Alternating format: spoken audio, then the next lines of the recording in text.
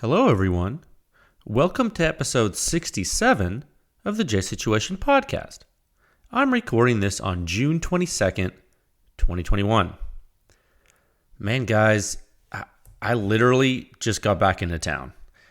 Friday night, I was assigned to deploy to an incident investigation. Part of my job is helping folks figure out what happened when bad stuff happens. Basically, how to figure out how the bad stuff occurred, energetic events, things like that. There was a pretty bad event Friday night or Friday evening, and there was a fatality. And so I've basically been doing that since then. So I just got back into town, and I figured, hey, I kind of need to get my mind off of all that stuff. So I was like, let's go ahead and do a podcast for you folks, and let's get positive. Let's talk about some cool silencer science, some cool PEW science, and I can get my mind right. You get a podcast. It's a win-win.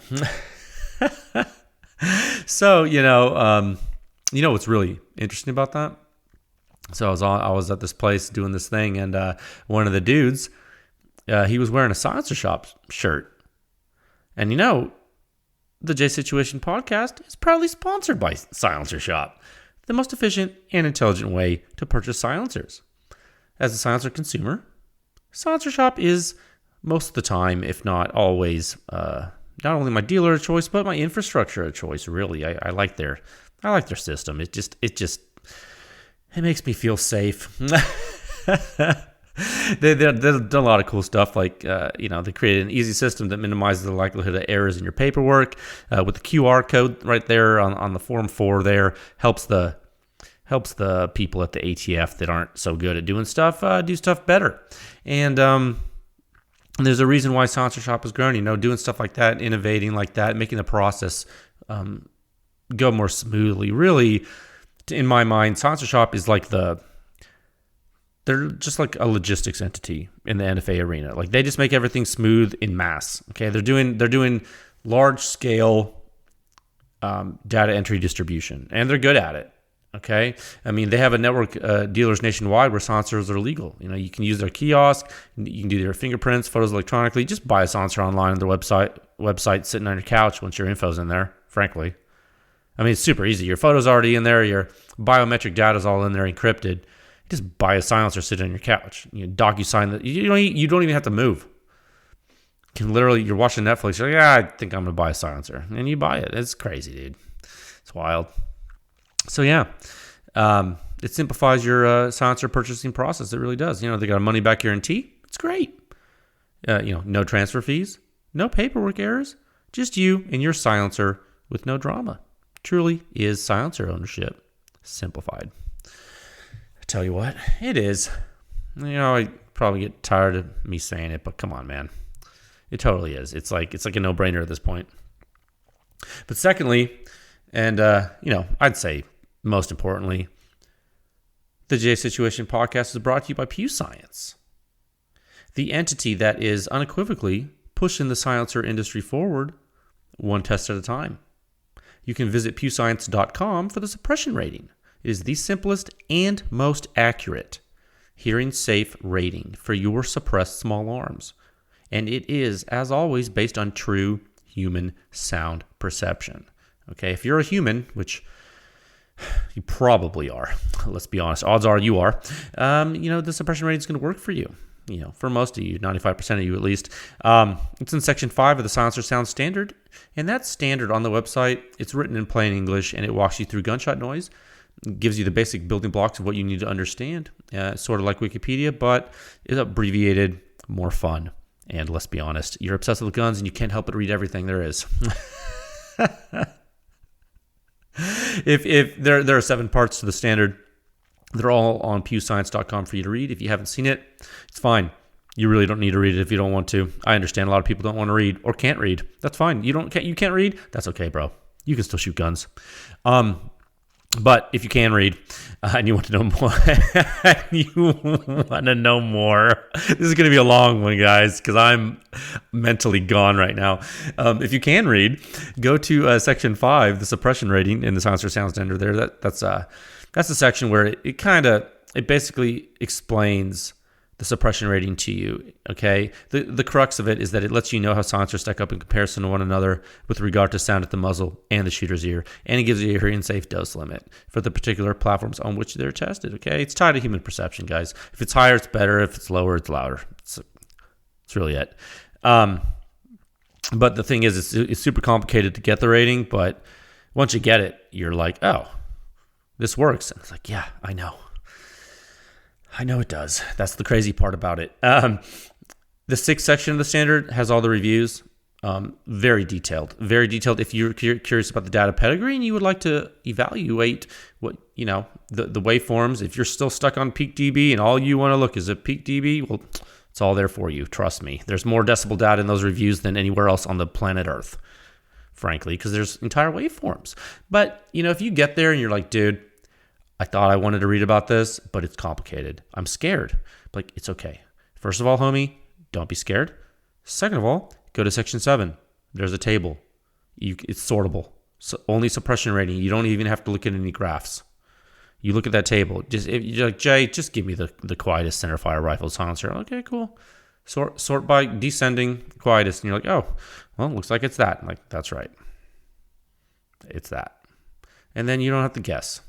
It takes all the guesswork out. And if you see it and you want to, oh, well, man, I wish I knew something more about that silencer. Well, there's links in the table there for you can click on. And then you can go back to the review, and that way you don't have to dig through everything. You start there at the ranking section if you like. If you are a manufacturer and you would like to use PEW Science for private testing and consulting services, we have several clients who do so.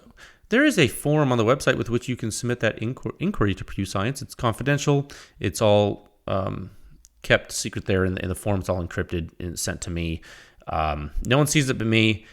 It's held in strict confidence, unless, of course, we complete an effort for you and you would like to release data to the public. That is up to you. And if you would like to do that, PEW Science can facilitate that for you. And we can help you show your data to the world if you like. We've done that a few times, and we'll continue to do it. You can support this podcast, PEW Science, and our testing by joining at pewscience.com with a membership. And you know what? If that's too much, you say, hey, you go to your podcast provider, you give it a good rating there, and you spread the word. You can do that too. Costs you nothing. It really doesn't. Give you some good feedback, and maybe you tell your friends, hey, if you're interested in silencers, you might want to check this thing out. It's given some good data. All right. And then, of course, they'll tell their friends. Those friends tell others. And all of a sudden, next thing you know, you got teachers at school telling their students there about silencers. Next thing you know, people are bringing silencers to school for show and tell. And, little Susie there has a little Silence 22. And, shop class is making Form 1s. And the teacher says, I thought this was a special occasion, guys. We're going to take you to a field trip and shoot some 50 BMG silencers. And the kids are like, oh, man, 50 BMG, that's awesome. That's what I envision to be the future, frankly. Okay.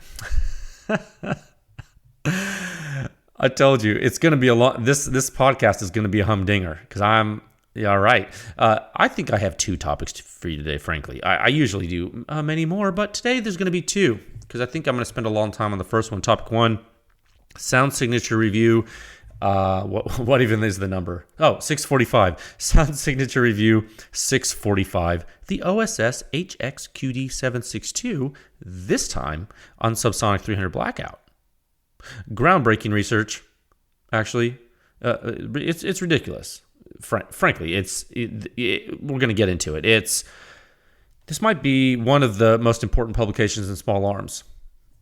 Frankly, even if you don't like OSS, you need to read it if you haven't. It's crazy. It shows some things that you really didn't know, and I don't think anyone in the industry thought about or knew. So it's interesting. Topic 2: welcome to all the new PEW Science members. Grassroots support is how we succeed, and there are continued sightings of the suppression rating in the wild, which is something I want to talk about, which is kind of cool. And that's like really, it's growing to the point where like now people are using it, and that's like really awesome. So let's move into topic 1 at a time of 9 minutes, 58 seconds. All right. Okay. Topic 1, Sound Signature Review 645, the OSS HX-QD 762 on Subsonic 300 Blackout. Man, this is going to be a lot. Let me buckle up, fam. Yeah, but no, it is. I'm going to actually, should I pull up the review? Yeah, I'm going to pull up the review so I can kind of reference it as I talk about this, because there's so much to talk about. Let's see if I can do it justice. I hope to. So this data is actually, it really is some of the most insane silencer data I think that has ever been published in history. Really, the gravity of this data, the gravity of it is significant. I know a lot of people don't like OSS silencers, which is fine. I really don't care actually what you like, within reason. But the previous the previous Supersonic 308 review of this silencer was already something never before seen. Okay, no one had ever shown what that review showed, ever. And the efficacy of the OSS technology in this supersonic flow regime was really something not well understood, even by OSS. Okay, even by the manufacturer, they really, they knew what their silencer was doing, kind of, but they really didn't understand it as well as they did after they saw this data. PEW Science characterized it. I did that for you back in Sound Signature Review 641. That was 4 publications ago. Okay, so it was a little bit ago. So if you go back to, there was a podcast episode where I talked about it. So that would be episode 60 back in late April. Okay, you can hear me talk about this same silencer on Supersonic 308. All right, so that was 7 episodes ago. Because, this is today's episode 67. So that was 7 episodes ago. So over, however much me talking that was, but time flies. So PEW Science members, followers, enthusiasts, all of you who have been keeping up with this research, remember how when I released the supersonic data for this silencer, many OSS owners felt vindicated, didn't they? So they were like, they were telling folks, I saw it on forums. I read the comments, I see it. I'm everywhere. Just because I don't comment on something doesn't mean I'm not there. I see it. They're like, I told you so. I told you my silencer's not as loud. I told you it didn't sound bad on my gun. I told you they have super low back pressure. I told you they're not affecting my weapon function. They were like the told you so crew.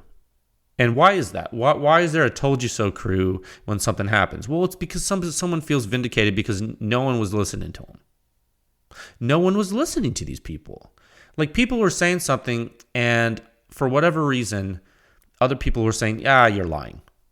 And there were a lot of people saying something. And it's weird. Whenever I see something like that, I don't care what it is. If something that is discoverable, not like a speculation or a political thing, but if something's like a concrete phenomena and there's a bunch of people saying something and then everyone has the same story and then a bunch of people come to them and say, you're full of it, that's always a red flag to me, because it's like, that whole entire group of people can't be in cahoots lying. It doesn't make any sense, right? So there's something to it. So those people, all those enthusiastic owners of the silencers, they were correct. Turns out they were correct. Okay, they trusted their instincts. They stuck to their guns, or bad pun. I didn't mean that. They stuck to their convictions, and they knew what they heard. The suppression rating confirmed what they heard. The suppression rating is user verifiable. Okay, here are the facts. A. The OSS HX-QD 762 on a 20-inch 308 bolt-action rifle sounds a little quieter or more pleasing to the ear than a Q Trash Panda. Okay, that's verified by PEW Science. That is on the website in black and white, and other colors that I use for waveforms, frankly. I don't use many, but it's mostly in black and white. Okay, B, point number 2, the back pressure of the OSS HX-QD 762 in the supersonic flow regime is low. Very low. Okay, this is now also verified by PEW Science in the waveforms. You can see the rise time to maximum peak positive phase impulse. In that review back in the day, review 641 4 publications ago, you can go way back when, in the before times. No, it's not that long ago. You can go back there and say, yeah, the omega metric, another metric that PEW Science has developed for you to quantify this stuff, put it all in perspective. The omega metric for that silencer is super low. Nobody who shoots them disagrees because it's right. The data's right. Okay. It's a little bit quieter than a trash panda with supersonic and has low back pressure. 2, unequivocal, factual conclusions. Presented objectively, verified by users around the country. Boom. Okay? That's it. Boom. Okay? I mean, that's it. That's it. So, let me get a drink of water. So, and that being said, the feedback from the OSS supersonic data was so significant, so numerous, so widely proliferated, really, that folks started asking and postulating about 300 blackout. Okay, because this is that 30 caliber silencer craze. Well, oh man, if I buy a 30 caliber silencer, I can use it on 308 and 300 Win Mag and 300 blackout and 5.56, and I'm just going to get one silencer and it's going to be so great. And that's what people do, right? So the first thing they do is like, well, what about 300 blackout? I mean, these people are so intrigued with the data, so intrigued with the idea that they could have super low back pressure and still experience some level of suppression. So they started thinking, oh my God, well, if I can do that, what else can I do with the silencer, right? I mean, after all, like when you think about it, like many folks who are looking for low back pressure are doing so for an AR-15 with high firing schedules. So they're not necessarily looking for the quietest thing just because of the environments in which they're shooting. With a lot of times they have hearing protection on. So like, well, I care about sound, but I don't care about it that much. And so they start to rationalize their needs because they don't really understand sound, and so they start to get into this, and they're like, well, they're kind of under the impression that for some reason the AR-15 platform will always be loud. And so, let's not get ahead of ourselves today on this episode, but I will say those folks, they do need to pump the brakes a little bit, and they also need to keep listening to what I'm saying right now regarding 300 blackout. Okay, so particularly subsonic 300 blackout. Okay, so because it's a different animal right now, and we need to talk about why. Someone on Reddit, they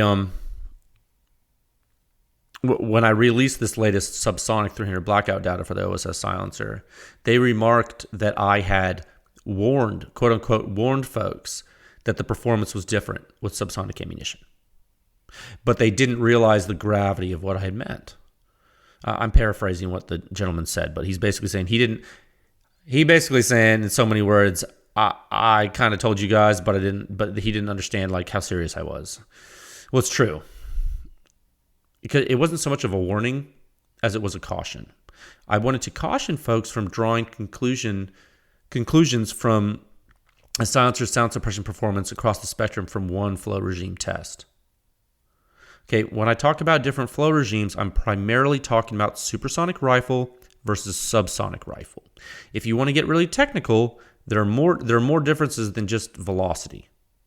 Okay, in the 7.62 by 51 NATO round, and the subsonic 7.62 by 35, which is 300 blackout. Okay, there are things to look at and consider, like combustion duration.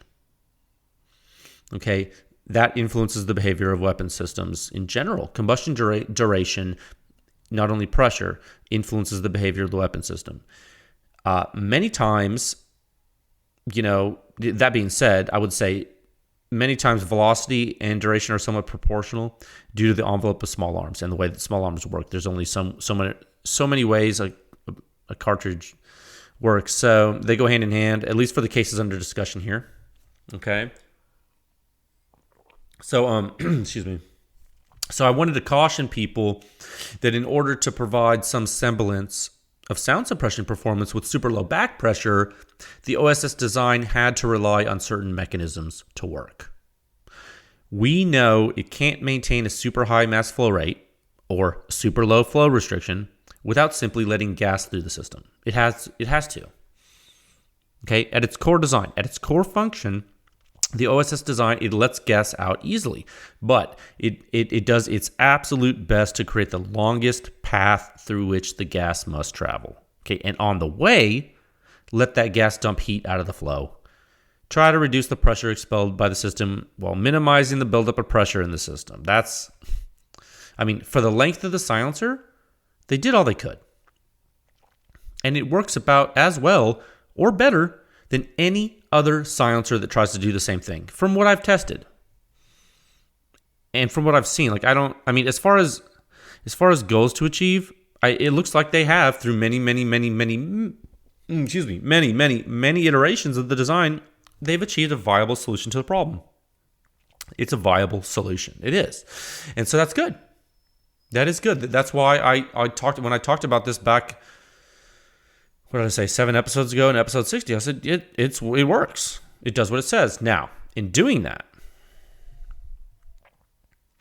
and achieving the performance I showed you way back when in Sound Signature Review 641, and when I talked about in episode 60, well, what do they give up? Well, what do you give up in making it work with supersonic ammo? Well, OSS gave up trapping gas. Remember? I just explained that. They don't want pressure buildup. They don't want the flow to have to stop and think about coming out of the silencer. They just want it to take the longest path possible without slowing it down too much directly. And if you're going to do that, what happens when the flow moves slower? Bruh. Bro. So one of my gym friends were... Sorry, I'm like crossing worlds. What happens when you use the same path to move gas and the gas just can't occupy the entire path dynamically? Okay. In the Supersonic 308 test, the cavities of the OSS silencer were overwhelmed with gas. There was high pressure flow. It acted aggressively and for a long duration. Every time part of the silencer pressurized, it was immediately relieved and flowed, immediately forcing the gas through the channels to dump its energy, immediately reducing the peak magnitude of overpressure that would be seen out at the end. You were exercising every little bit of that silencer. You really were. It was really being pressurized. You were just like, it was completely, it was just working. The channels are just sized right for that flow velocity to just be really efficient. Okay? But in the subsonic flow regime, with less momentum for the gas, less total gas too, because it's a smaller case, and it's a different burn rate, for a shorter amount of time. With subsonic 300 blackout, the OSS system just doesn't get up to pressure nearly as quickly. The flow occupies the silencer cavities at a different rate, and not as much of the silencer can interact with the gas flow. Okay, so instead, in order to reduce the amplitude of pressure coming out of the silencer, you would have to create turbulence to just stop it and keep it in there longer. All right, but you can't with this design. The silencer wants to let the gas out fast, and the gas didn't enter the silencer fast enough to pressurize it. So now it's like a hot dog through a hallway. It's a really crude way to say it, but the gas just comes out. Even it comes out more unimpeded than with supersonic flow. The silencer flows so well. You need to move faster to stop, to not stop, but to restrict gas flow by putting it through paths, letting it travel, stripping heat. If you don't go fast enough, it just doesn't. The gas just doesn't. It just doesn't move fast enough through the system, and when when you strip the heat, it's not as efficient. It's not exercising the amount of surface area over time that the supersonic flow is. This is all time dependent. It's so weird. It's like And you can see it in the data, and that's the really crazy part of this. Like, it'd be one thing if you could speculate about it, because pie in the sky, it sounds good, right? Excuse me, I need water. Pie in the sky, it sounds good. Like you say, oh, well, that makes sense, but you can see it in the data. So the gas actually gets out of the OSS silencer really fast with subsonic flow. The precursor flow is visible in the data. Okay, it's crazy. To give you an idea how much you need higher pressure with the OSS, go back to the silencer sound standard at the very beginning. Not the reviews, but the silencer sound standard. Okay, the very beginning, and look at the unsuppressed 22 long rifle subsonic waveform. Okay, I can see it in my mind, so I'm just going to describe it to you. If you haven't seen it, you don't remember it, go back to it. Remember how the first peak of that waveform, it was precursor flow. Okay, that was the air column in the barrel getting pushed out by the bullet. That's a pressure wave in front of the bullet. Okay, the reason you can see that is because there's no shock. Because remember, below the speed of sound in the medium, the molecules can talk faster than the motion of the disturbance. Okay, because the molecules in a medium communicate at the sound speed in the medium. That's how whatever the speed of sound is in a medium like air, that's how fast the molecules can talk to each other. That's the definition of sound speed.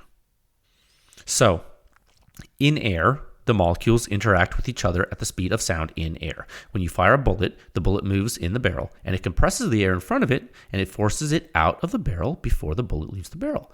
Okay? In the subsonic flow regime, you actually see this occur before the muzzle blast, right? Because it's so slow. Okay? The muzzle blast isn't there yet because the muzzle blast is behind the bullet. The air column, the precursor flow, is in front of the bullet. Okay? So the precursor flow comes first, hence the prefix pre. Precursor flow. It's a precursor to the main flow. It's literally the definition. So, again, in the subsonic flow regime, you see this occur before the muzzle blast because it's so slow. And it's so slow, in fact, that you see it come out of the OSS silencer just like you saw it in the unsuppressed 22 long rifle subsonic bolt action waveform in the standard, in the silencer sound standard. You see the same thing. Now, that's crazy. That doesn't happen in other silencers. It's basically showing that the OSS silencer allows subsonic 300 blackout to share some immediate characteristics with unsuppressed gunfire. I mean, it's not nearly as loud as unsuppressed, but it's certainly not quiet.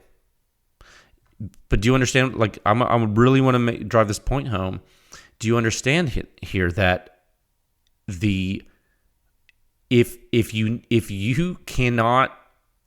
if this silencer doesn't work to its potential below a certain pressure threshold, and one of the main phenomena in early time of subsonic flow is precursor flow at low pressure, well, that low pressure flow, that precursor flow pulse, it just goes through the silencer. Like the silencer's like, it's like, oh, okay, I'll just go through here.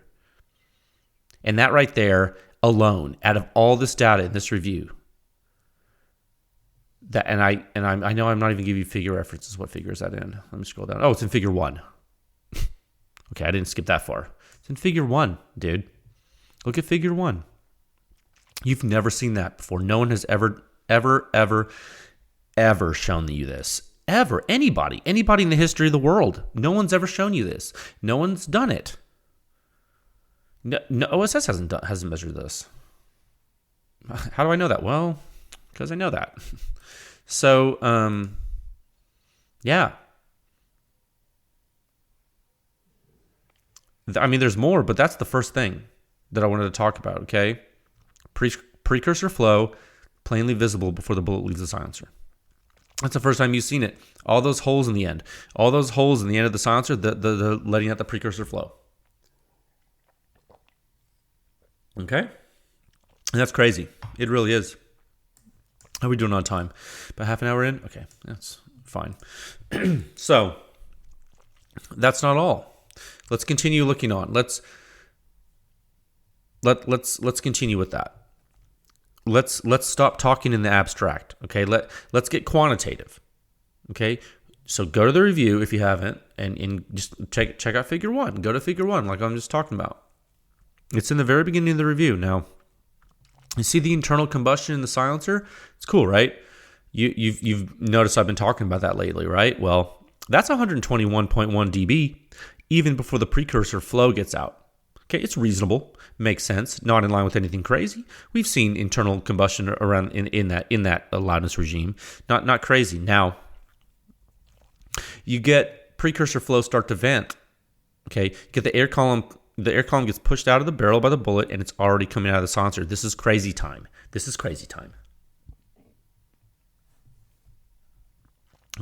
insane. It's insane that you see that. If you click to make the figure bigger, you can make it out better. It's labeled. I labeled it all for you. Then you see its peak. You see it peak. You see this precursor flow. It vents and then it peaks. It kind of double. It's there's a lot of it. 134.9 dB.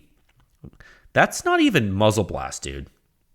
And what's really crazy, that's not the bullet. That's not the bullet coming out of the silencer. Okay, that is the apex of the air column. The apex of precursor flow out of the silencer right before the bullet comes out.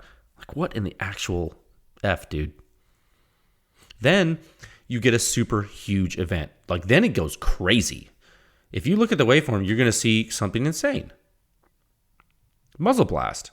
And it's almost free-flowing muzzle blast, frankly. I mean, it's literally right behind the bullet, and the boom, oh, man, it doesn't come out hard. 155.8 dB muzzle blast in a pretty textbook shockwave. Okay, so that, my friends, is aggressive muzzle blast shock from a subsonic round through a silencer, the likes of which has never been seen in the history of small arms data acquisition.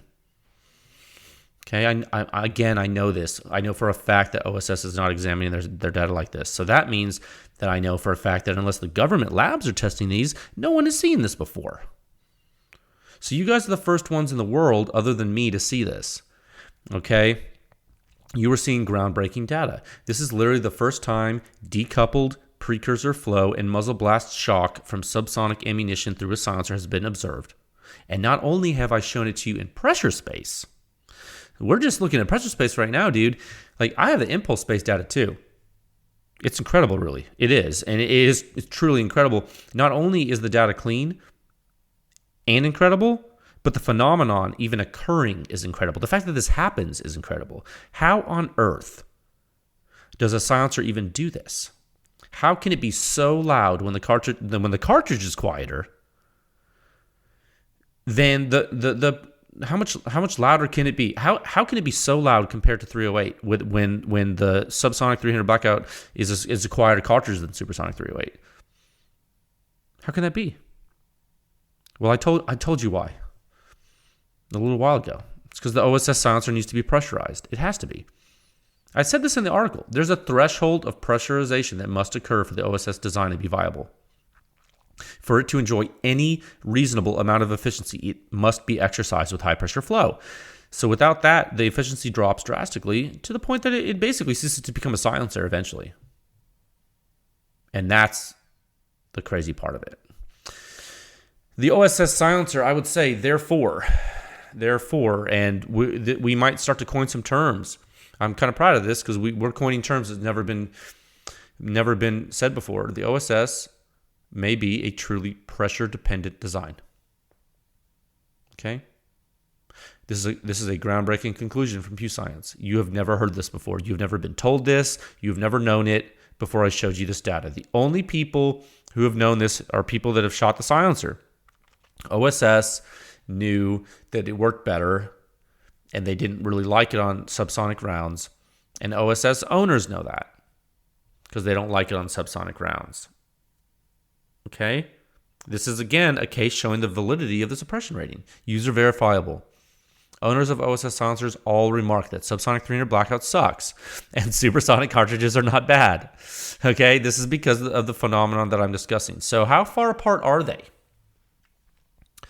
You know, I usually start these podcasts when I talk or these topics about these silencers. I usually start these things with a bottom line up front.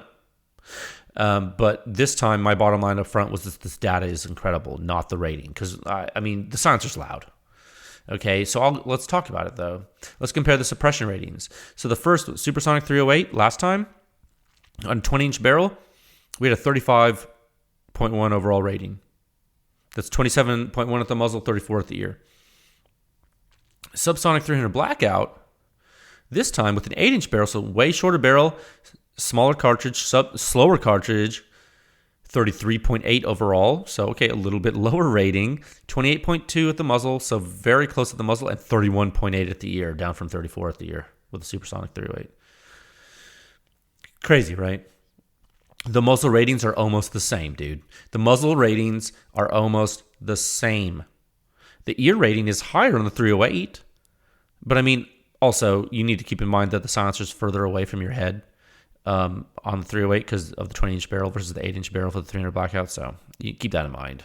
Don't read too much into the ear numbers because the host is different. So, when you see the muzzle rating being almost exactly the same on two vastly different cartridges, you have to ask yourself, like, what's going on? So, I mean, if you want to see, actually, I did create a figure. I'm going to skip around, but I've created a figure in this review, a figure 7, after comparing all the 300 Blackout Subsonic data with all the silencers. I in figure 6, I went to figure 7, and I show you selected silencers with both 300 Blackout Subsonic and 308 Supersonic together, so you can get a feel. And when you look at that one, and you see the OSS, you're going to be like, whoa, why are they so similar?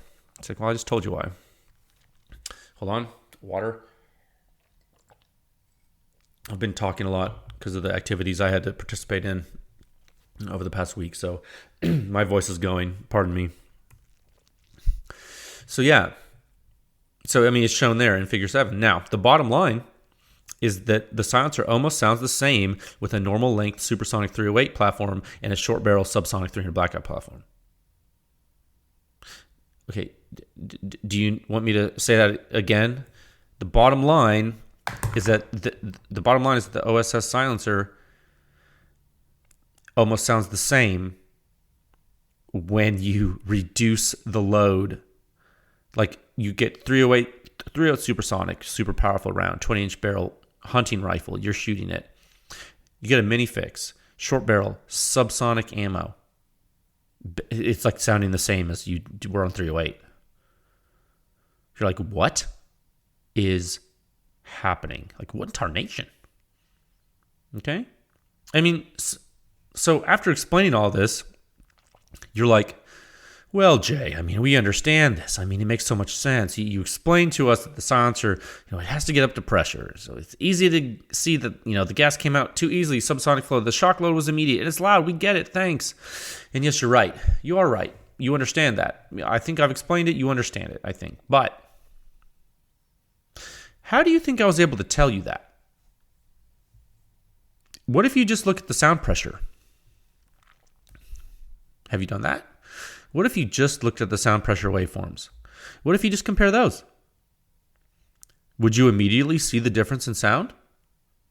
Or the similarity in sound? What if you looked at them? What if you just looked at them? Excellent question. Because you're in luck. I compared the exact thing in the review for you. I did this for you because this is the climax. This is like, oh, like I'm about to blow your mind. It's everyone who's seen this, their mind gets blown because this flies in the face of everything you've been told by everybody that has given you silencer data in the history of the world. Okay? Check out figure 8. It's public. This is public for everyone to see. This is on the internet, dude. This is not secret. This is not only for members. I did this like this so I could show everybody. I don't want, Jay charges for his data. No, I don't charge for my data. You contribute because you want it to keep going. Don't get it twisted. Okay. Jay charges for people. You know what? I'm going to take a detour for a second. People who complain that PEW Science has a membership don't understand silencers. Full stop. Like, I'm sorry. Like, if you're complaining that, like, you don't even know the gravity, like, you don't, like, just, okay, buckle up. Figure 8. Seriously, I don't have time this week to, like, deal with these people. I've read some stuff. I'm just like, relax. Like, these guys are, like, not even worth responding to sometimes in the stuff they say. So if you look at figure 8, figure 8A, figure 8B. Yes. Now you're about to get down and dirty and see why peak DB will lie to you. It's completely and utterly worthless to look at peak DB. It's almost comical. It's almost comical how how not useful it is. And now you have absolute proof. Absolute proof for you. It's been verified. It's been verified by all the OSS owners and OSS themselves. You know the muzzle suppression ratings are similar. 300 blackout is lower energy overall. And now look at figure 8A. 300 blackout has higher pressure than 308 through the silencer at the muzzle. Look at it. Look at it. It's not by a little bit, guys. Are you listening? I'm serious as a heart attack right now. It's not by a little bit that 300 blackout has a higher sound pressure. 300 blackout during first round pop is sitting at 155.8 dB, and it's shaped like a shock load. 308 is sitting at 151.7 dB, and the load has some rise time to it to peak. You see that?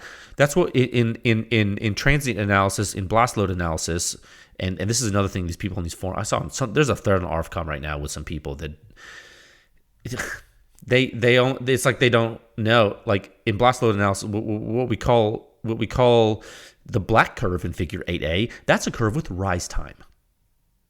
Okay, the curve that's red, we call that a shock. Okay, these are not terms that PEW Science made up. This is like established phenomenology of transients. Like this is not something that I dabble in for fun. This is like part of my career that I've built. Longer than than the people that argue about it have even known what a silencer is. Okay, so again, 300 blackout, 155.8 dB subsonic. 308 supersonic, 151.7. Different wave shapes. Rise time with the 308, shock load with a subsonic 300 blackout. Let it sink in. It's a huge deal. Now let's talk about how big a deal it is and what those numbers mean. You know how big a difference 155.8 and 151.7 dB are? It's a huge difference. Forget about dB. Look at it in pascals. You have the vertical axis is in pascals for a reason, because it's a linear unit. 1,233 pascals versus 769 pascals. Okay, that shows you that 300 blackout subsonic out of this silencer has 60% more sound pressure out of this silencer than supersonic 308. 60% more in first round pop through the OSS HX-QD 762. 60% more peak sound pressure. Going from supersonic to subsonic 300 blackout. Supersonic 308, not supersonic 300 blackout, but supersonic 308 to subsonic 300 blackout. Have you ever been told that by anyone, ever, anywhere? Anyway, Silencer Shop, Hanson Brothers, Thunder Beast, anyone with a pulse, any NFA Talk, who measures silencers? Mr. Guns and Gear, anyone with a meter, any YouTuber. Name one of them. Who's told you this? Who's shown you this? Who's shown you this data? Nobody. Why? Why haven't they shown it to you? Could it be that they don't know what silencer data looks like? Well, I mean, surely they would have shown. Surely, if they're testing silencers honestly, they would have no problem showing you the fact that there would be higher peak sound pressure with subsonic 300 blackout. Then surely they'd be able to explain it, because I mean they use peak dB. So surely, if that's right, then they would show you that they surely if the single peak dB data meant something, they would show it to you. Surely, I mean, that's what they show you for all the other silencers. Why aren't they showing you for this one? Where's their data? Okay? No, they haven't shown it to you, and they're not going to. And this isn't a fluke, bro. This is not a fluke. It's more than just first round pop. It's more. It's in all the waveforms. This isn't like, oh, that's a weird event. Ho ho, that's two different tests. Can't compare those. Bullshit. This is in 1 day, same session, same silencer. Okay, I did it like that just so I could avoid the argument, even though I don't need to test on the same day because I know how to test.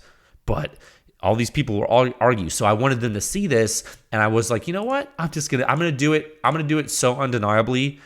So there's literally you can try to argue. I want you to pick it apart. Why do you think I publish all the waveforms? Look at them. I want you to zoom in on it.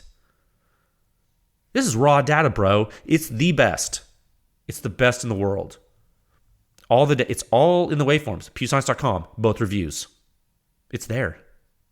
Okay, 641 and 645. It's there. It's free. It's free. It's on the internet. Okay. All right. So are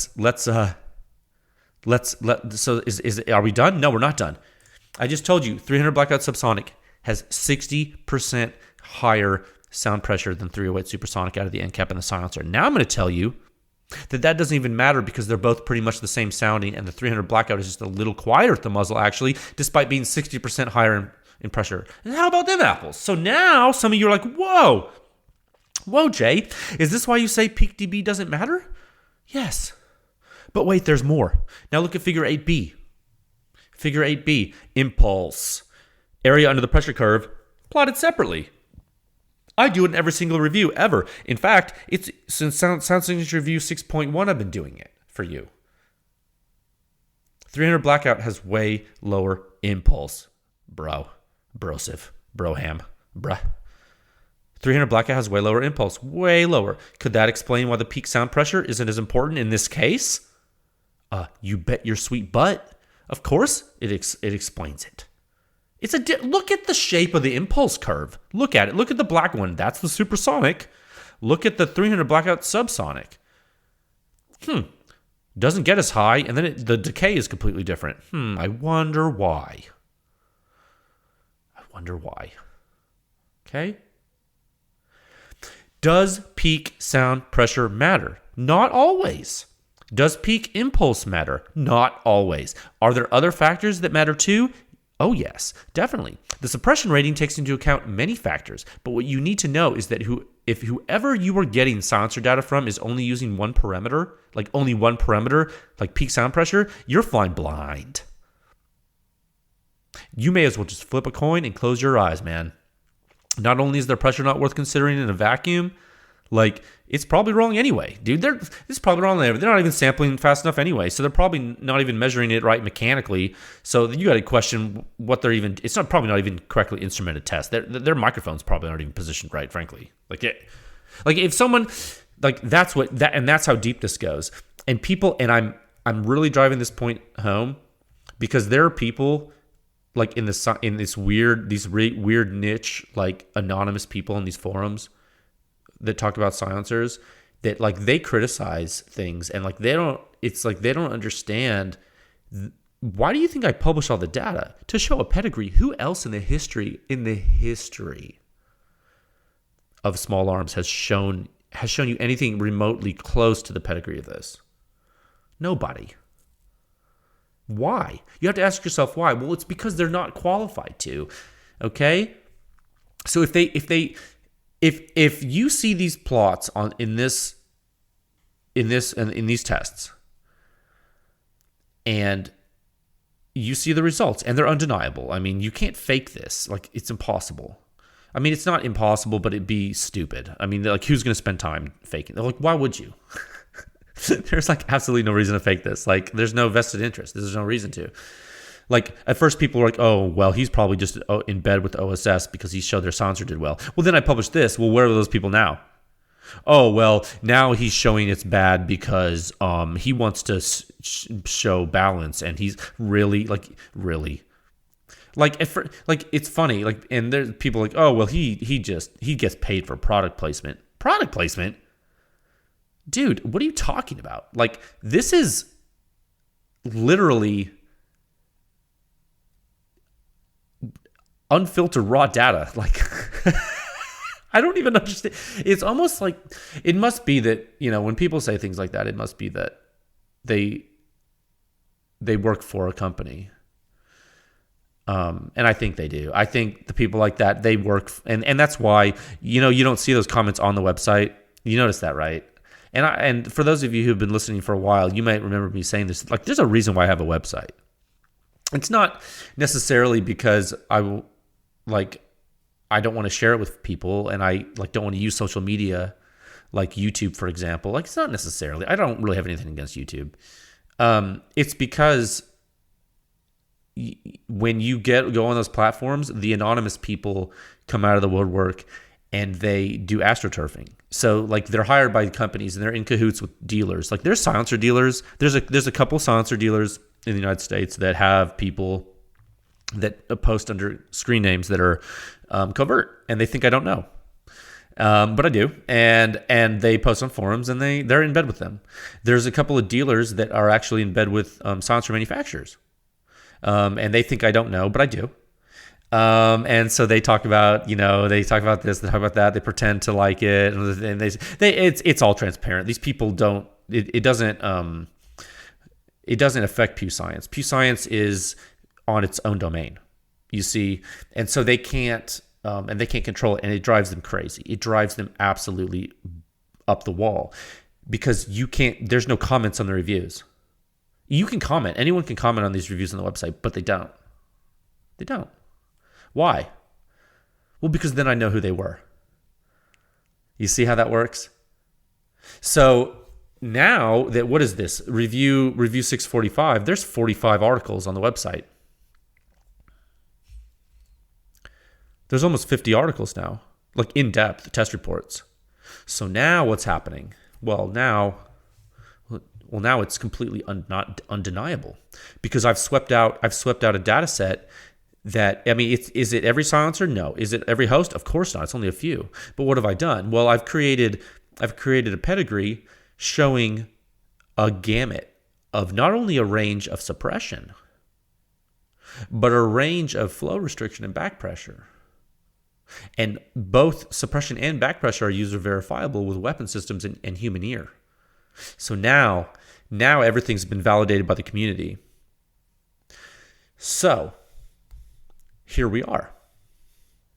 It's here now. And now you see the people, they're not so loud anymore. Are they? They're quiet. It took, how long did this take? It's June 22nd of 2021. You remember when I started? So yeah, it took about a year and a half. It's interesting. It's a little bit faster than I thought it would take. For those people, they're still behind the scenes. They're trying to. You wouldn't believe what they're trying to do right now. You'll see some stuff in the future. Well, they're going to try to duplicate it, and that's fine. Let them try to test and do stuff like this. But they're going to. See, because what they want to do, what the people in the industry they're not telling consumers this, but what they tell other people is what they want to do is they want to be able to compute the suppression rating themselves, and they want to be able to, because they don't want because they see that it works, and I'm like, that's great, you should definitely try. But what they don't understand is, in the history of silencer testing, over the past almost 3 decades now, manufacturers and dealers that put out results, they can't be trusted. And so that's why you have to have a third party, and that's at the crux of it. So as long as I'm able, and as long as you're interested in the data, I'm going to continue to publish it. Okay. So I don't want to get too far off track from the OSS stuff, and I hate, and it sucks. It does suck a little bit for OSS that I'm kind of using them as an example. I'm basically using them as an example of why you've been lied to for decades. And it's okay. It's like, it's not like they have a bad silencer. I mean, like overall, is the OSS HX-QD 762 worth it to you? I mean, it depends. It really does. Like, what are you doing with it? I mean, if you want to use it with Subsonic 300 blackout, I would highly encourage you to listen to this podcast again and read the review and think about it. Think about it really carefully, because the data shows the silencer is super niche, dude. It does. If it's the only silencer you have and you use it for your high pressure non-adjustable gas gun, like an AK, a Tavor, some weird bullpup, like, I don't know, you guys have all kinds of guns you like. Everyone has their own thing. You know what I mean? Like, if it's what you love and you want to use it on Subsonic 300 blackout too out of a short barrel, well, cool, man, go nuts. I'm not going to tell you not to do that. Like, you have a silencer, like, use it. But if you're buying a new silencer, like, purposefully to use it on Subsonic 300 blackout, man, I would highly encourage you to read the review, look at the data, and if you have any questions, I'd be glad to help you out. Shoot me an email, tech@pewscience.com. If there's something in this data set, or in any data set that I've published, and you have a question about it, and you're having trouble interpreting it, dude, email me. I do respond. I mean, some of you have sent me some emails in the past few days. I've been out of pocket. I'm sorry I have not had a chance to respond. In fact, some of you, I sent you emails. I sent you welcome emails to Pew Science because you joined and you responded to me, and I saw your responses. I did. I haven't responded again because I've been out of pocket. Sometimes that happens. But believe me, if you guys have questions, if you have any questions, reach out. I'm the mission of this is education and advancing the state of practice. That's the difference.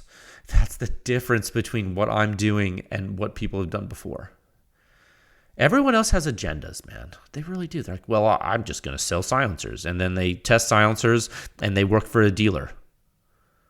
Or they work for a manufacturer and they test silencers and they publish the data. And I use the term publish loosely, but they put it on YouTube. And you think that's for you think that's for you? You think that's for the community, or do you think it's for the company selling the silencers? Well, it's for the company selling the silencers, whether that's the manufacturer or the dealer. That's what it is. They actually, some of these people in their little bio, in their social media accounts, they say things like real world metering data for their silencers. What does that even mean? No, it's not. It's not. Suppression rating is real world. The suppression rating is real world metering data because it actually captures how the silencers sound. That's a real world. The other stuff's just make-believe time. It's fairy dust time. It's let's play with stuffed animals on Saturday morning with Saturday morning cartoon time. It's Mickey Mouse stuff. Okay, so forget it. It's not even, and it's not even worth. It seriously, like, if you go on YouTube, I'm sure there's like way cooler videos you could watch. Yeah, I'm getting tired of it, man. It's like I'm kind of losing my mind right now because it's like, it's like, it's like, oh my God, like, really? Like, are we still talking about that stuff? So yeah,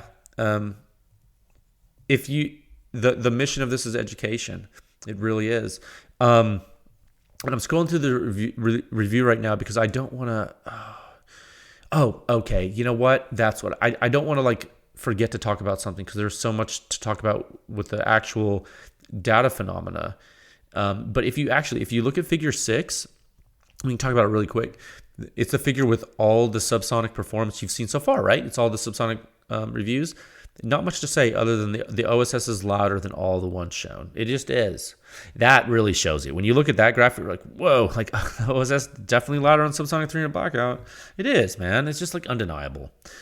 It makes sense after all the stuff I've told you. Now, but let's talk about balanced design and efficiency. Okay? That's actually something I want to talk about. Balanced design and efficiency. And it's not efficiency like some manufacturers on Instagram like to talk about efficiency. Like they say, some of these guys say, what do they say? They say, our silencer is efficient because it's this diameter, blah, blah. Like, it's this small. Like, no, shut up. It's like, let's talk about real efficiency. Performance metric efficiency, not imaginary efficiency, backed by no data. Okay, let's talk about real data. Look at figure 7. This is real data. Suppression rating. The amount of real data packed into every suppression rating metric is so insane. It's so insane compared to the other silencer data you'll see on the internet or YouTube. Like, look, the suppression rating is the neutron star of silencer data. It's so dense. It's so dense with data that only a teaspoon of suppression rating is heavier than the entire catalog of silencer metering videos on every single YouTube gun channel combined. That's how much, that analogy, that's how much it means, the suppression rating, one means compared to everything else. Because that's the density gradient of the data. That's how much data goes into computing it. All right?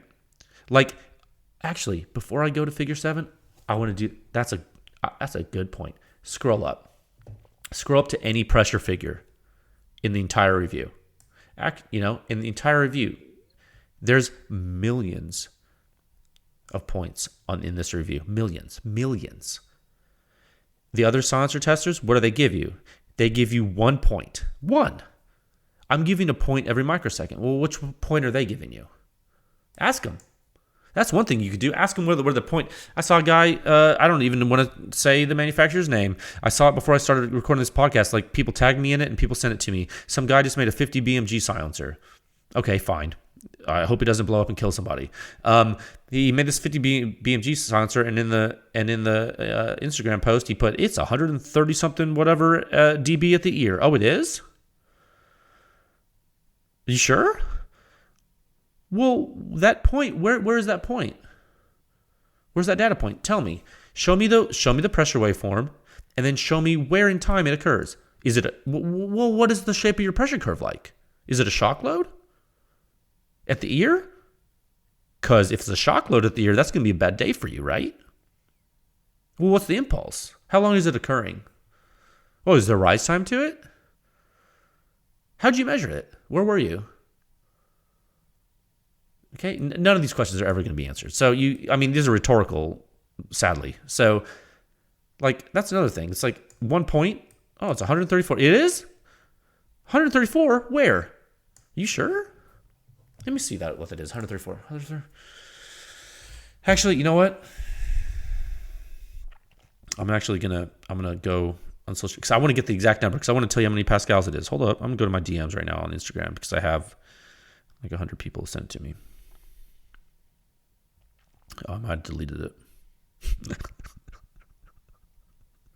Oh no, here it is. Sometimes I delete messages that make me so mad. Okay, shooter's right ear, SPL. He uses an acronym, SPL. Sound pressure level, 134.3 dB. Okay, that's fine. 134.3 dB.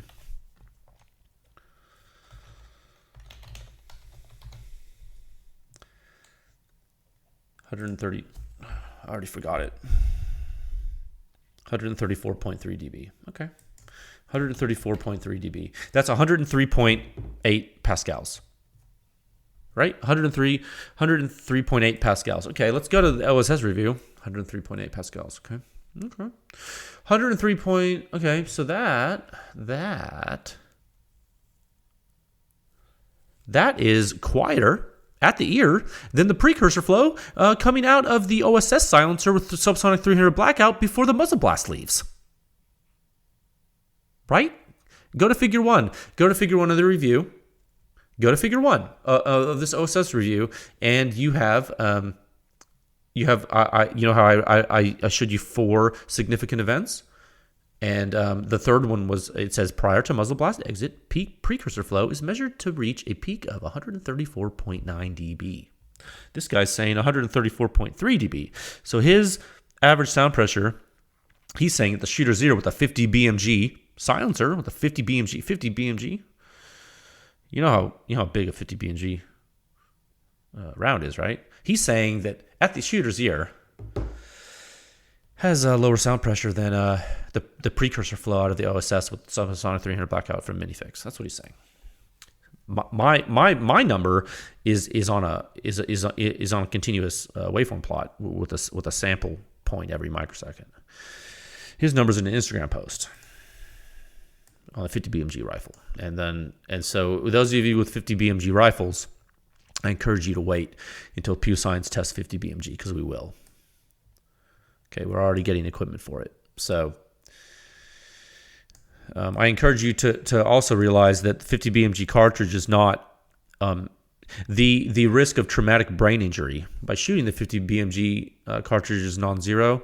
The actual overpressure waveforms for unsuppressed 50 BMG, like we measure those in the PSI range, not in the Pascal range. Okay, this is like very, very high pressure. And when you suppress it, you better be sure.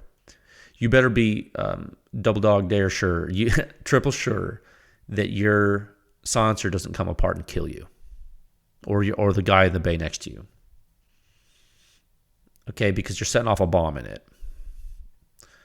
Okay, 50 BMG is not 308. It's not 300 Win Mag. Okay, it's way bigger, and things fail and people die. So let's not play with it and then tell consumers that they have a 100 they have sound pressure at the ear on their super dangerous weapon. You know, law enforcement people shoot this and like literally have to worry about traumatic brain injury. And so you're gonna and who shoots 50 BMG? Well, a lot of times it's not a lot of consumers. Some consumers do, but a lot of like law enforcement does. And sometimes they look for silencers to protect themselves, to protect their hearing, to protect the hearing of their team. What, you're going to go telling them that they can get sub 134 dB at the ear with your come on, dude, don't. That anger, and that's why I brought it up in the podcast. And I'm not going to say the company's name because they don't deserve to be named, because saying stuff like that's not right. And they're just doing it because they want to sell you stuff. And I don't care, like when people say, "Oh, well, they're so cool, they're so nice." It's like, I don't care if they're nice, dude. If they're doing that, like that's irresponsible. It's irresponsible. All right? It's not right. And you have enough reference data now, you can start to compare. So when someone tells you, go to the plots on pewscience.com and the reviews, go to the figure ones where I like label a lot. And so you can, and this is why I show you the pedigree, and this is why I show you how the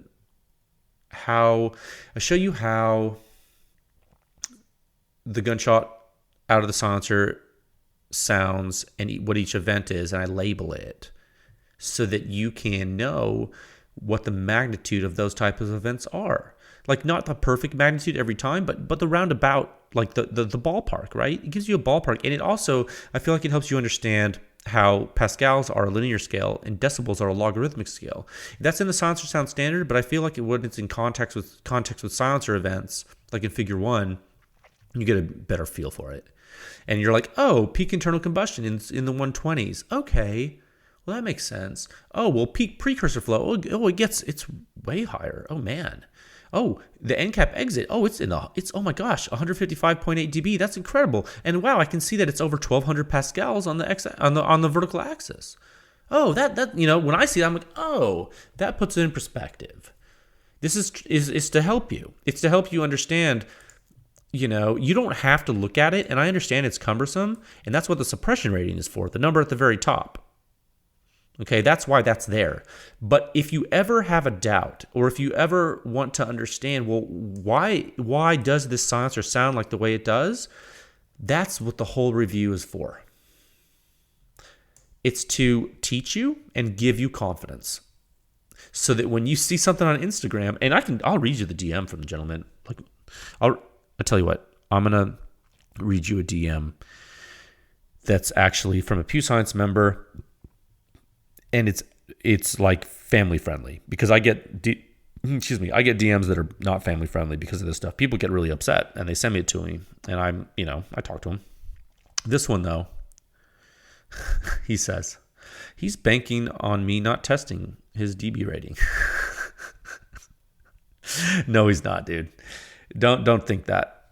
He's not thinking that. What he's thinking is he's not. He's thinking he's going to sell you the silencer, and then your Form 4 is going to come back a long time, and then he's going to have your money, and that's how silencer sales work. That's what he's thinking. He doesn't care about what I do, because he knows that no matter what PEW Science shows, there's going to be people on Instagram that haven't seen PEW Science, and they're just going to buy something because it's a certain color or something like that. That's how marketing works. All you got to do is show a picture of something, and someone's going to buy it. Not everyone is educated, and that's taking advantage of people. Okay, So, and I'm addressing this because I think like a lot of people talk to me about it, and I want you to know my stance on it, and I take it seriously, and those are my true opinions, and I don't hide my opinions. I'd be professional when I discuss it, but frankly, we're talking about safety, and professionally, I deal with the safety of people, and I don't think that people that lie about silencer testing care about your health or your safety. So there you go. Won a lot of friends on that rant, which is fine. So yeah, let's go back to the review. Figure 7. This is crazy.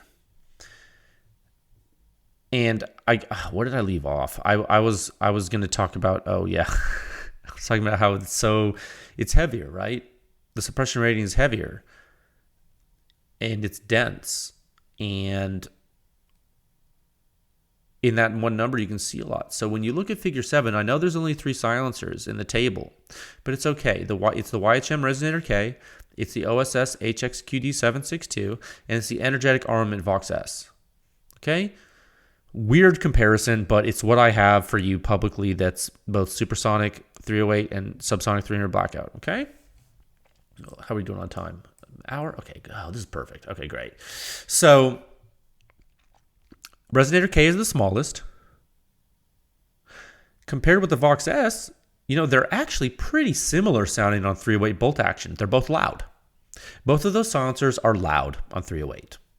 Resonator K is small and it's loud. Vox S is small and it's loud. It should be quieter for its length, but it's not because it has simple cones that are too primitive. They're both not that great for Supersonic 308 on a bolt gun application. They're just not. They're both loud supersonic silencers. Both actually are louder than OSS in supersonic. How about them apples? They are. Both of those silencers are louder than the OSS silencer in supersonic. But in subsonic, they're quieter than the OSS silencer. The Vox, actually, in this group, the Vox does the best of the group because it's bigger than the Resonator K and it has more baffles, so it traps more gas. That's the reason why it's a little bit quieter than the Resonator K subsonic. Subsonic suppression is super easy and it's low tech. So the extremely low tech, the primitive design of the Energetic Armament Vox, it does okay. It really does. Straight cones are it's literally one of the most primitive and lowest tech designs you could possibly use for a silencer. And that type of design's efficacy for subsonic flow suppression is pretty good. It is. This is why Q uses them too. I mean, Q knows. They know. But Q have engineers and they say, well, they know that it's better to maximize the utility of a simple design like a simple cone like that.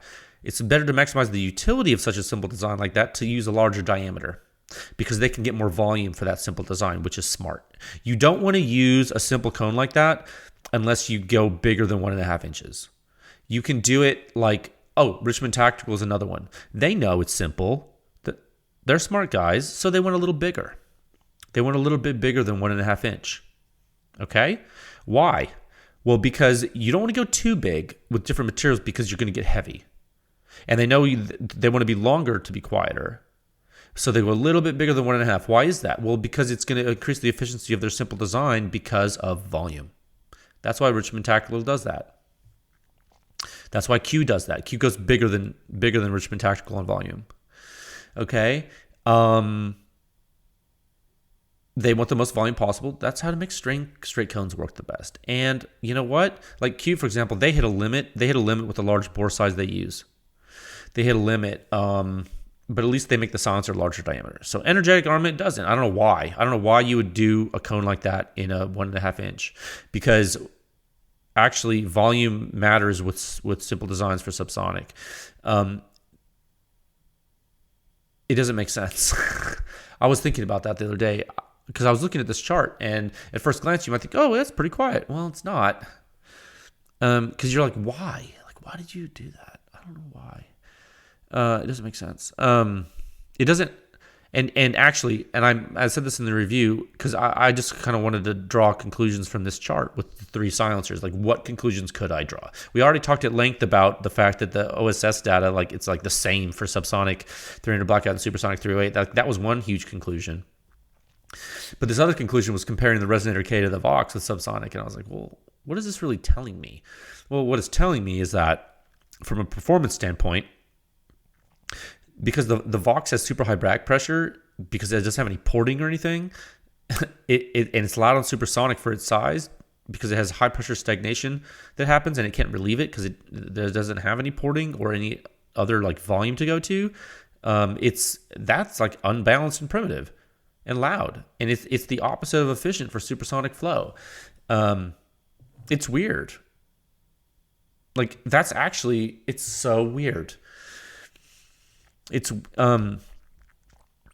and the OSS in the table, it's actually the opposite of efficient for subsonic flow. Like, it's like the Vox and the OSS, they're actually both super inefficient in 2 different regimes opposing each other. It's so weird. And when has anyone ever told you this?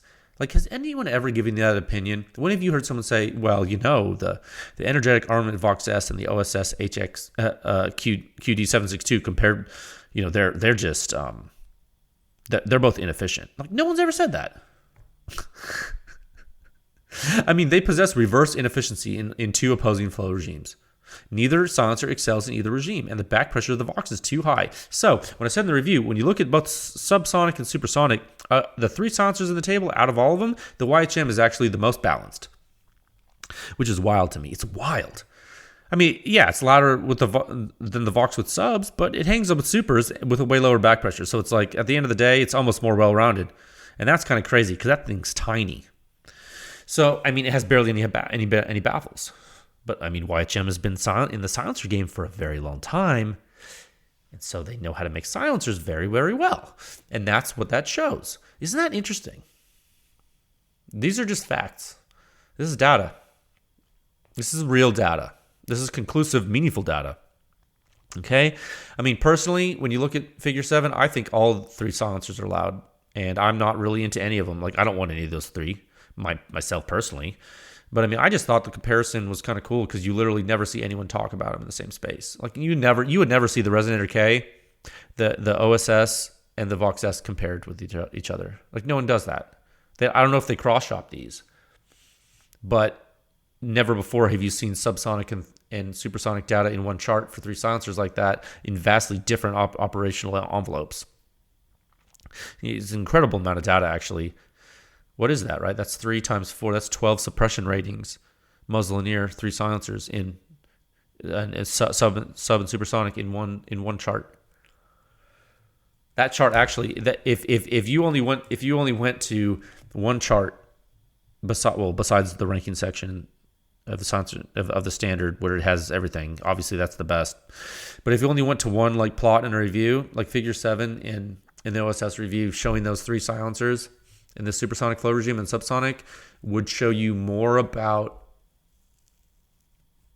the craziness of the silencer world than like any other chart I think ever anywhere, because of what that data means and shows about all with regard to all the stuff we've talked about in this topic. Okay, I think I've done that topic justice. I mean, I only spent an hour or 20 minutes on it. Let's move into topic 2 at a time of 1 hour, 18 minutes, and 47 seconds. Okay, topic 2. Yes, welcome. Welcome to all the new PEW Science members. Grassroots support is how we succeed at this. And there have been continued sightings of the suppression rating in the wild, which is really cool. So guys, actually, and this just happened. I've been out of pocket, but apparently there was some big public shoot up in Utah recently. I was up in Utah actually when I visited OSS, and I talked with I met with McGee from Dead Air and some other folks. It was super fun. Thank you for the hospitality to all those folks I went to. I didn't get to shoot when I was up there, except for when I was at OSS, and I've been getting videos from this. It must have just happened this past weekend or something when I was out of pocket. But there was this silencer shoot up in Utah. People have been sending me videos, like PEW Science members, PEW Science readers, silencer enthusiasts, dealers have all been sending me videos. And apparently at this event, a lot of folks were shooting silencers and they were directly confirming the PEW Science suppression rating. Like they were viewing the performance like relativistically, like related to other, like they were basically interpreting the suppression gap between various silencers side by side. Like, and their experience was lining up with the suppression rating, which I was like, oh, that is so cool. And I asked some of them, I was like, whoa, cool. Can you send me an example of it? Because a lot of them were just speaking in generalities. I was like, oh, well, like, how about you, like, send me an example? And I was getting a lot of videos. A lot of people are sending me things like the Silencer Co Omega next to a CGS Hyperion, like on different weapons. And like they were showing me how like little giggles people were making when they found out the difference in the two silencers, like and stuff like that's not even the same sport, dude. Like when you jump two suppression rating categories, it's not even the same sport. It's a huge difference, and that's how meaningful that metric is, right? So I hope that puts things in perspective when you look at the data and you look at the suppression rating. If you haven't shot or heard a super quiet setup that has a pretty high suppression rating in the wild, like you need to. Okay, so you can get a feel for how it sounds to you, so you can understand, oh, that's what I want to hear. Oh, I don't necessarily need something that quiet. Maybe I can drop a category for my shorter weapon system or blah, blah, blah. You know what I mean? So anyway, it's clear now. If it wasn't clear already, the best way to judge silencer sound is to shoot it yourself. The next best way is the PEW Science suppression rating. Nobody has access to all the silencers at once. It's hard as a consumer. But in the PEW Science library, you have access to a lot of data so far. And that data set continues to grow because of listeners like you. Okay? It does. And I hope that this episode was informative, especially with regard to, and I'm almost sick of beating the dead horse with the peak DB stuff being misleading. But I had to mention it again. We mentioned it within the Nomad stuff last episode, being a huge deal for dead air, and we mentioned it here in this episode being a huge deal for OSS. You know, in the case of dead air, it was because you know their newer, quieter silencer meters higher with peak dB, and that's why, you know, actually there was a huge riff in the industry when people first tested it because everyone was questioning the data because it wasn't right. And people were like, they couldn't explain it because they don't understand silencer sound. And then with this OSS stuff, now it's a huge thing. You never even seen these tests. Like people aren't going to test it because the data is so different. They probably don't understand why. And so they hide it. They hide it from you. But I don't hide it. I don't hide anything. Okay. So now I think these two episodes have shown you why this is powerful and why this effort is very divisive. And